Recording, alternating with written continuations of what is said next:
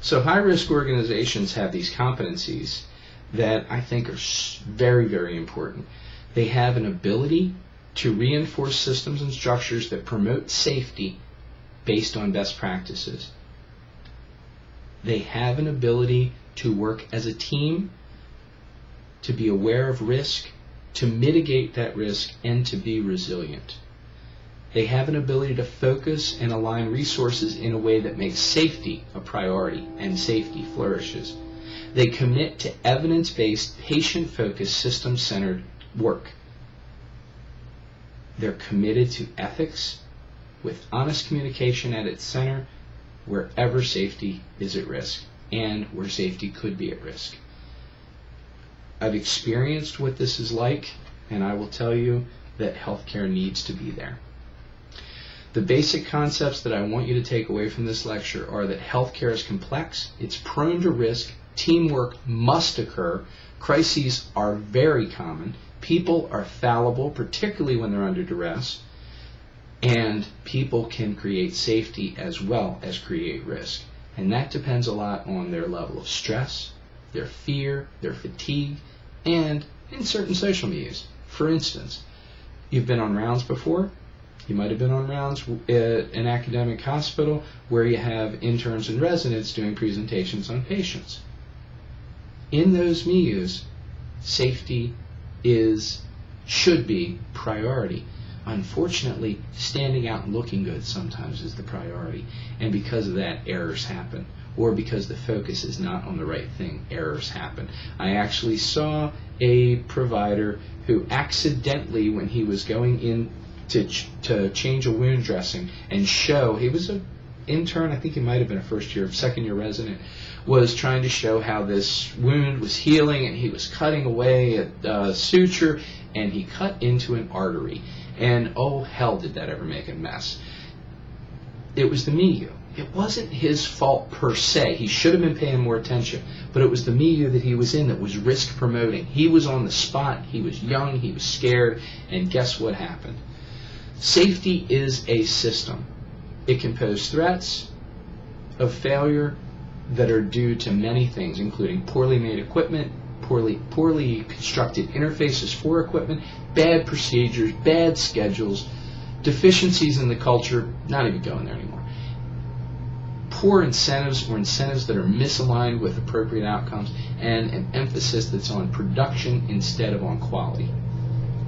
High-risk organizations, they require that individual members are trusting of themselves and then trusting of the systems in which they work, which includes the people and the equipment.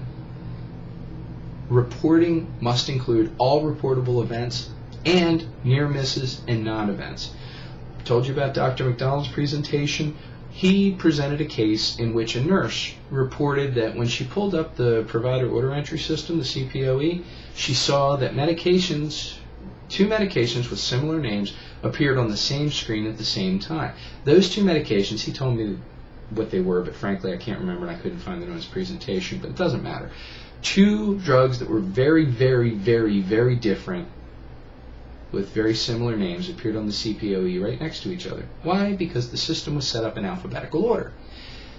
Luckily, this never led to an error, but because this right-thinking nurse decided to present this as an opportunity for error, it led to the report turning into a failure modes and effect analysis, and ultimately it led to a process improvement in which the drugs are not presented in alphabetical order. They're presented in a more sensible order that's appropriate to the individual, not to the ease of the system. Now, healthcare providers have to be open to these kinds of changes in their practice so that they can think about their practice more carefully. They can be accountable for their actions. They can be just. And that includes working to learn better ways to do things. Now, managers have to hold their personnel accountable. Managers have to simplify the procedures that guide the work. Managers have to commit to installing self-correcting systems that have built-in redundancies that promote safety and effectiveness, while also improving efficiency and reliability. So the redundancies are there. There's somebody double-checking. You know how you have to double check with somebody else on a Percocet order. There are reasons why these things happen. Decrease the use of blame and publicly encourage opportunities for improvement. So if Sally did something wrong, Sally's not the one that has to worry about getting yelled at or publicly embarrassed. If Sally wasn't the one that did it wrong, she was just the proximal subject of cause. If Sally brings forward a failure, a near miss, she should be patted on the back for bringing that forward and providing an opportunity for improvement. Managers should be more visible so communication is easier. It is a lot easier to communicate with a manager who identifies him or herself as the manager, is out where they need to be. That would include on the floor at the hospital, in a car going to the home care sites, on the telephone talking to the dialysis nurse that's off-site. And managers must become intolerant of errors that occur because somebody violated standards or took shortcuts or did something that was absolutely incorrect because there's a right way to do it and that individual chose not to. Additionally, the systems designers that put this stuff together should produce systems that decrease reliance on memory, use checklists, protocols, and automation where appropriate, and usually there's a place for some of that. Limit automation only to those areas where it enhances reliability, and where it gets in the way of processes. It should be out of there. If it's in the way of processes, avoid it. High-risk organizations can design for safety by following those ideas and also by monitoring high-risk situations, such as patients leaving against medical advice, patients leaving between registration and visit. So register with the registration clerk, but the individual's not there when it comes time to call her back to triage. People arriving DOA, people needing CPR or some other kind of high-risk incident, and anything else that seems like an opportunity to learn, because you can improve your processes by monitoring these things, practicing them over and over again. Healthcare managers are becoming increasingly aware of personnel that are working beyond their practice too. I want you to think about people that work beyond their practice. Let's take, for instance, a CNA.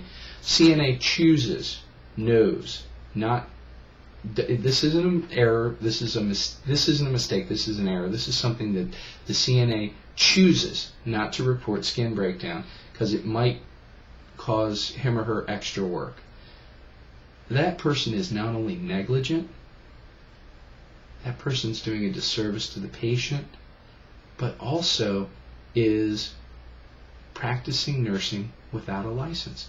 That individual has assessed the skin, a nursing practice, has diagnosed the problem, possibly incorrectly, might have even diagnosed it correctly and chose not to go any further. Those two things constitute nursing practice, require a nursing license to do. This individual chose not to plan, implement, or evaluate, chose not to carry it any further, and this puts the facility and the nurse whose license the CNA works under at high risk. Chapter 23 of the textbook also discusses certified nurse midwives who are working beyond their practice. I highly recommend that you read that as well. I'm going to get on to measuring quality in the next segment.